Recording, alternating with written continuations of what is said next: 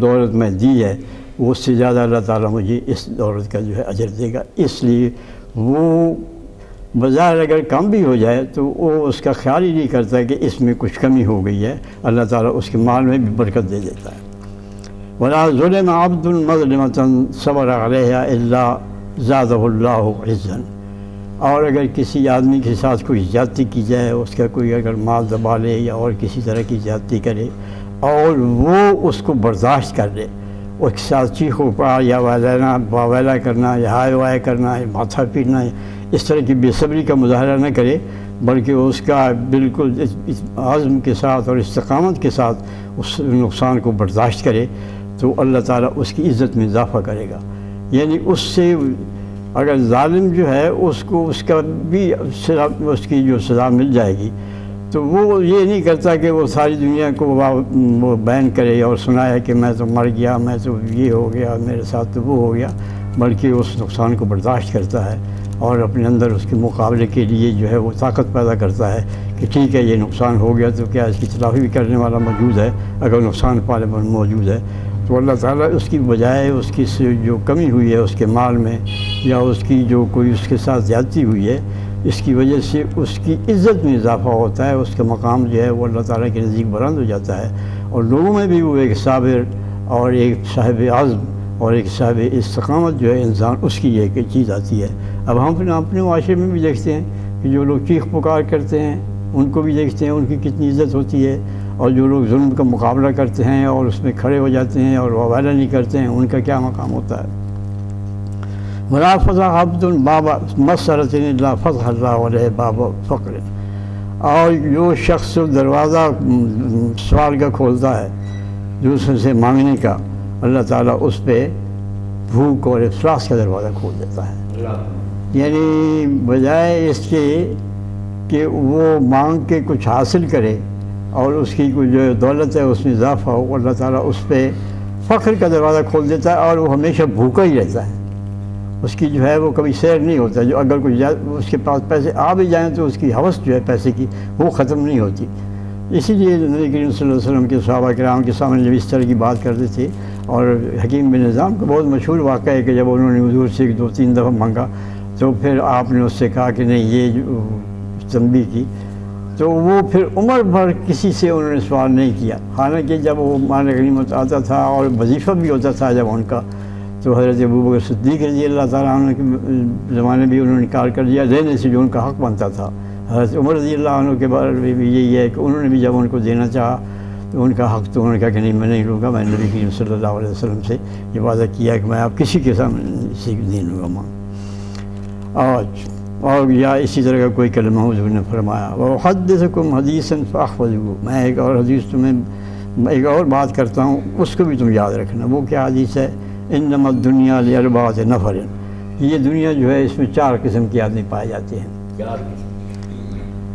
ایک اس میں یہ ہے کہ عبد رزقه اللہ مالا وعلما فهو يتقي فيه ربه ويصل فيه رحمه ويعلم لله فيه حقا. ایک شخص تو ایسا ہے کہ اللہ تعالیٰ نے اسے مال بھی عطا کیا ہے اور اسے علم بھی دیا ہے، تو چنانچہ وہ اپنے اللہ رب سے ڈرتا ہے، اس کا جو ہے علم اس سے کے ڈرنے پر اس کا خوف اس نے دل میں پیدا کرتا ہے، اس کی جوابدہی کے لیے اس کو تیار کرتا ہے. وَيَصِلُ فِيهِ رَحْمَهُ. اور صلہ رحمی کرتا ہے، اپنے جو نادار اس کے رشتہ دار ہیں ان پر مال خرچ کرتا ہے. اور وَيَعْمَلُ لِلَّهِ فِيهِ حَقًّا. اور اللہ کا حق اس میں جانتا ہے. یہ نہیں کہتا کہ یہ میرے پاس دولت ہے یہ تو میری ہے، اب میں اس میں جو بھی تصرف کریں، وہ کہتا ہے کہ اس میں اللہ کا بھی حق ہے اور وہ اللہ کا حق جو ہے اس کو ادا کرتا ہے. فَهَذَا بِأَفْضَلِ الْمَنَازِلِ. یہ تو سب سے اونچا مقام ہے، یہ منصب تو سب سے بلند ہے کہ اللہ تعالیٰ اسے مال دے اور اسے علم بھی دے. مال سے وہ خرچ کرتا ہے اللہ کے راستے میں، اور علم اس کے دل میں خدا کا خوف پیدا کرتا ہے، اور وہ یہ مال کے بارے میں یہ سمجھتا ہے کہ یہ میرا نہیں ہے، یہ اللہ کا مال ہے، اس میں اس کا حق ہے، اور وہ حق کو جو مستحق ہیں ان تک اس حقوق کو پہنچاتا ہے. دوسرا فرمایا کہ فَهَذَا بِأَفْضَلِ الْمَنَازِلِ وَعَبْدٌ رَزَقَهُ اللَّهُ عِلْمًا وَلَمْ يَرْزُقْهُ مَالًا فَهُوَ صَادِقُ النِّيَّةِ يَقُولُ لَوْ أَنَّ لِي مَالًا لَعَمِلْتُ بِعَمَلِ فُلَانٍ. دوسرا شخص یہ ہے کہ اللہ تعالیٰ نے اسے علم تو دیا ہے لیکن اس دولت اس کے پاس نہیں ہے، اسے دولت نہیں دی، اور لیکن وہ اس کی نیت میں بالکل کوئی کھوٹ نہیں ہے، بالکل سچا ہے نیت کا، صادق نیت ہے. اور وہ کہتا ہے کہ اگر مجھے اللہ تعالیٰ مال دیتا تو میں بھی اسی طرح اس کے راستے میں اس کو خرچ کرتا جس طرح کہ وہ فلاں شخص جو ہے اللہ تعالیٰ نے اس کو مال دیا ہے اور وہ اللہ کے راستے میں خرچ کرتا ہے. فرمایا فو نیت ہوں، یہ اس کی نیت ہے. اگر جو اس کے پاس مال تو نہیں ہے لیکن وہ مال خرچ کرنے کی نیت رکھتا ہے کہ اس کے پاس ہوتا تو وہ بھی ایسے ہی کرتا ہے جیسے وہ مال والا کر رہا ہے، اللہ کا خوف دل میں اس کے. فرمایا فاجرہما سواء، ان دونوں کا اجر جو ہے برابر ہے. دیکھیے اللہ تعالیٰ کی کیا شان ہے کہ میں نیت پہ، ایک کو تو مال دیا ہے، اس نے تو مال سے خرچ کیا اللہ کے راستے میں، اللہ کے خوف سے کہ اس کا حق جو ہے وہ میں ادا کروں.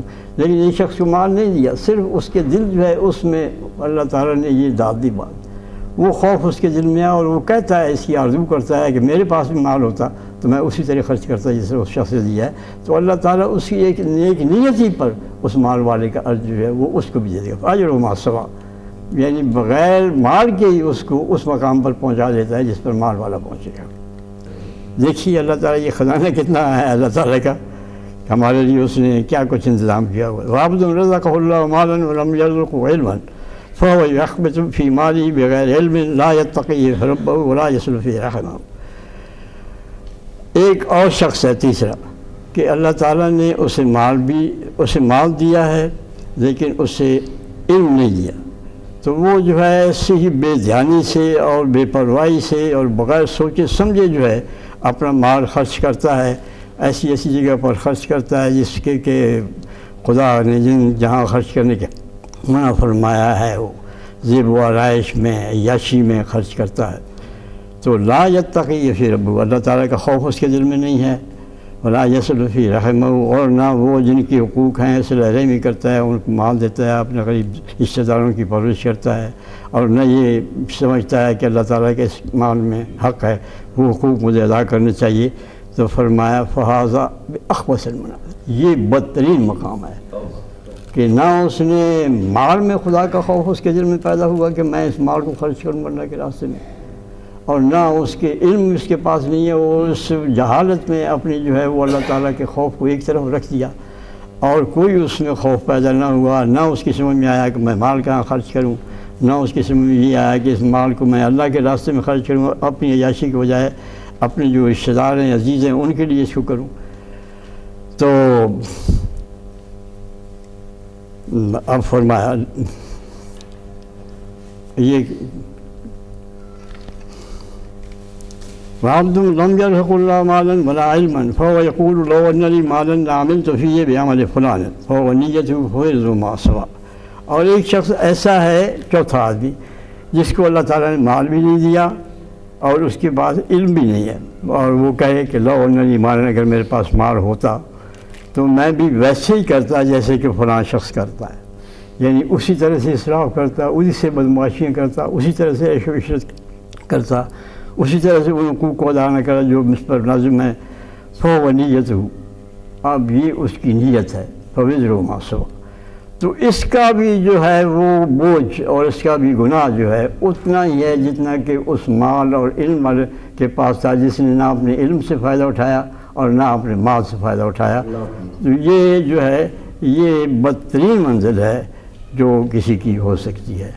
تو اللہ تعالیٰ ہمیں مال کی بھی اور علم کی بھی اس طرح سے استعمال کرنے کی توفیق عطا فرمائے جس میں اس کی خوشنودی ہو اور خلق خدا کا پڑھا.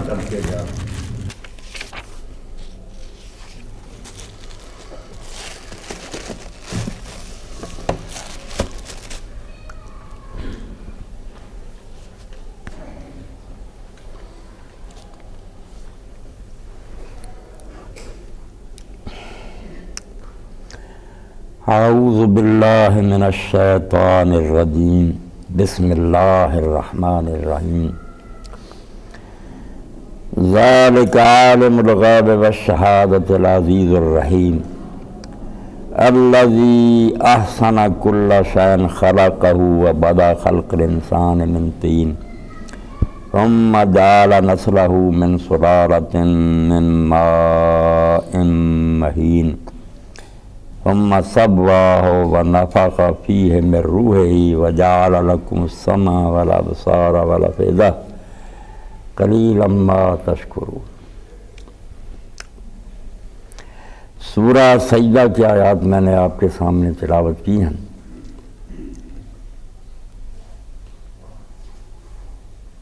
اس دنیا میں اللہ رب العالمین نے انسان کو بھیجا ہے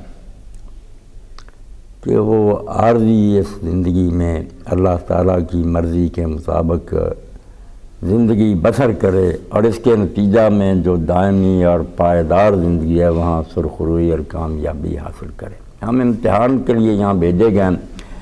یہ موجودہ زندگی ایسے ہی سمجھیں جیسے ایگزامینیشن ہال میں بیٹھے امتحان کے کمرے میں ہیں، پرچے دے دیے گئے اور جو نتیجہ ہے بعد میں اس کا اعلان ہوگا مرنے کے بعد۔ اب اس سلسلہ میں سب سے اہم مسئلہ جو سارے مسائل کی جڑ ہے وہ معرفت باری تعالیٰ ہے۔ حضرت علی رضی اللہ تعالیٰ نے خطبات میں کہتے ہیں اول الدین معرفت، دین کا سب سے پہلا جو ابتدائی قدم ہے وہ ہے کہ اپنے رب کو پہچانو، اس کی صحیح شناخت ہونی چاہیے، ورنہ مشرق مغرب میں چند بلید اور کند ذہن لوگوں کے سوا باقی سب مانتے ہیں کہ اللہ ہے، مگر ویسے نہیں مانتے جیسا وہ ہے، اس کے پہچاننے میں بہت غلطیاں ہو۔ کسی کا خدا اولاد والا ہے، کسی کے ساتھ بہت سارے شریک ہیں، اپنے اپنے انہوں نے گھڑے ہوئے تصورات کے تحت ایک رب کو مان رکھا۔ رب کی صحیح پہچان نہیں کہ سچ مچ اللہ ہے کیا، اور یہ ایسی ضروری بات ہے، اس کو کی سمجھیں، کلید سمجھیں کہ چابی ہے سارے دین کی، کہ اللہ کی پہچان صحیح ہو جائے، آدمی کو اس کی صحیح معرفت ہو جائے۔ اس مسئلہ میں اگر ٹیڑھ رہ گئی نا، کسی کو غلط فہمی ہوگی، وہ عبادت کرے، نمازیں پڑھے، روزہ رکھے، نہیں وہ ایسا ہوگا کہ جیسے پہلی اینٹ خشت اول چون حد میں مار کا، پہلی اینٹ جب میں مار ٹیڑھی رکھ دیتا ہے تا سریا میر و دیوار کا، آسمان تک بھی عمارت جائے ٹیڑھی جائے۔ تو اللہ تعالیٰ کی پہچان کے لیے کہ وہ اثر میں کیا ہے، کیسے ہیں اس کے اوصاف، یہ بات بھی اللہ رسول نے واضح کر دی، اور دنیا کے سارے عقل مند جو ہے نا وہ ہمت آزمائی کے بعد اس پر متفق ہو گیا کہ کوئی پتہ کرنا چاہے کہ اللہ ہے کیا، یہ نہیں پتہ چل سکتا۔ اس کے بارے میں کوشش بالکل بے سود ہے، اپنی عمر ضائع کرنے کے برابر ہے۔ فرشتے اور انبیاء بھی اس سے عاجز آ گئے، کسی کو پتہ نہیں چلتا کہ اللہ ہے کیا چیز، کوئی نہیں جان سکتا، نہ یہ ہمارے ادراک میں آ سکتی ہے۔ جو سمجھ میں آ گیا نا، نیک لوگوں نے کہا بس موٹی بات سمجھو کہ سارے خیالات دوڑا لو گھوڑے، جو تم نے اپنے ذہن میں بنایا نا کہ اللہ یہ ہے، اس کے پہلے لا لکھ دو کہ اللہ یہ نہیں ہو سکتا۔ ہمارے گڑے ہوئے تصورات سے ہے پرے سرحد ادراک سے اپنا معبود، مسجود قبلہ کو اہل نظر قبلہ نما کہتے ہیں، پرے بہت عقل سے بہت دور، نہیں پتہ چلتا، صرف اوصاف سے پہچانا جاتا ہے، اس کے اسماء حسنہ جو ہیں، اس کے اوصاف اور نام، ان سے پتہ چلتا ہے کہ یہ اس کی خوبیاں۔ اور اس کے لیے اللہ تعالیٰ نے یہاں بیان فرمایا کہ ذالک عالم الغیب والشہادۃ العزیز الرحیم، بہت بنیادی اوصاف کا ذکر کیا کہ یہ ہے تمہارا اصل رب، جس کی ایک صفت تو یہ ہے کہ ہر چھپی ہوئی اور ہر ظاہر بات کو جاننے والا۔ اللہ کے لیے یہ بات ماننا پہلی بات ہے کہ کسی معاملے میں وہ بے خبر نہیں ہے، ہر شے کا علم ہے، جو تمہارے سامنے ہے اس کو بھی جانتا ہے، جو تمہاری نگاہوں سے چھپا اس کو بھی جانتا ہے، جو گزر گیا جو ہے اور آنے والا سب کچھ کے سامنے حاضر ہے، ہر شے اس کو معلوم ہے۔ اور دوسرا ایسا کوئی نہیں ہے، اگر دوسرے کسی کو بھی مانے کہ وہ بھی عالم الغیب و شہادہ، تو پھر اللہ تعالیٰ کی کوئی خصوصیت اور امتیاز نہ رہا، وہ بھی برابر ہی ہو گیا۔ پھر اللہ کے پلے کیا رہا کہ اس کو اللہ مانے، دوسرے کی پوجا کیوں نہ پھر کرے۔ اسی لیے انبیاء اولیاء سب کے بارے میں قرآن نے کہہ دیا کسی کے پاس علم غیب نہیں ہے، لا یعلم من فی السماوات والارض الغیب الا اللہ، سورہ النمل، کہ نہ آسمان والوں میں سے نہ زمین والوں میں سے کوئی غیب نہیں جانتا، میں جب چاہتا ہوں کوئی غیب کی بات ان کو بتا دیتا۔ دونوں چیزوں میں بڑا فرق ہے. آپ میں سے بہت سے لوگ جو عربی زبان نہیں جانتے، عربی کا علم نہیں ہوتا، حالانکہ آیتوں کے ترجمے سن کر انہیں بھی پتہ چل جاتا، کسی کے بتانے پر پتہ چل جانا اطلاع اور بات ہے، خود جاننا اور بات ہے. اللہ خود جانتا ہے. انبیاء اولیاء کے پاس کوئی ایسا ذریعہ نہیں کہ وہ غیب خود معلوم کرے.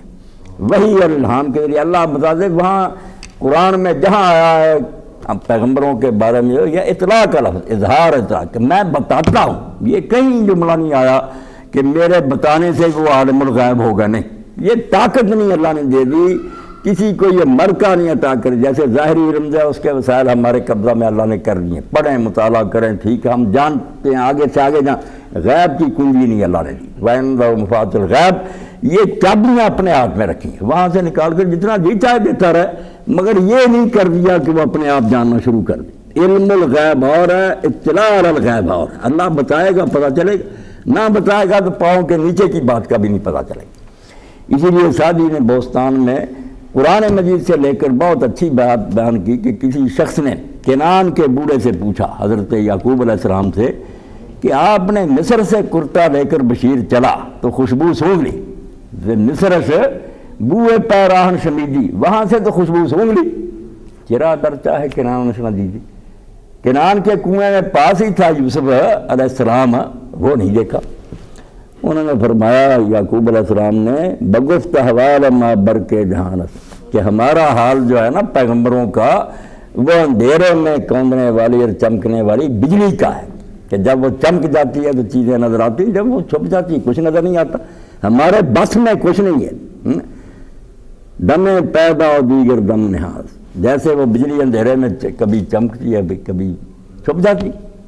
گئے برتار میں اعلیٰ نشین، کبھی ہم بڑے اونچے منار پر کھڑے کر دیے جاتے ہیں، دور کی چیزیں بھی دیکھتے ہیں. مسجد نبوی میں بیٹھے ہوئے رسول کریم علیہ السلام جنگ موتا کے حالات بیان کر رہے ہیں، رو رہے ہیں اور بتا رہے ہیں کہ جھنڈا فلاں کے ہاتھ میں وہ شہید ہو گئے.